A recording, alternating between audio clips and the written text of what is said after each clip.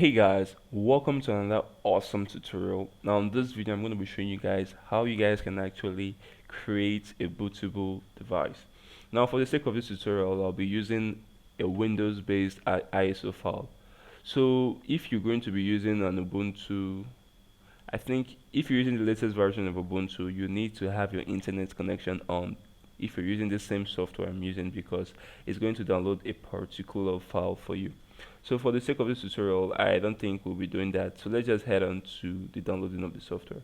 Now we're going to be downloading the rufus file. So this is the software used to create the ISO file. So what you want to be doing is that you want to be searching for rufus, and it's going to take you to the official website of the rufus.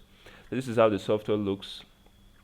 Okay, so let's select the download rufus link. This is the link here. Let's just click on this link and it will download the file for us. Now we have the file downloaded on our desktop, so let's just run the file and click on yes. So now what we want to be doing is that I want to be plugging our flash drive. Yeah, our flash drive is already plugged in. It's a 32 gigabytes of flash drive. Okay, so once we have that plugged in and our device selected, we want to be selecting our ISO file.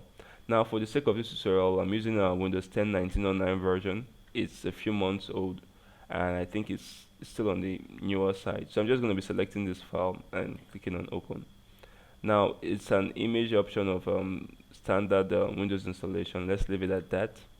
GPT partition and UFI. Let's leave this at that. Do not change anything.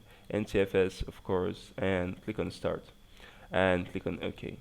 Now this will basically create a Windows 10 bootable device for us, and we can now use it to format our PC to a Windows 10 19.0 version after this is done.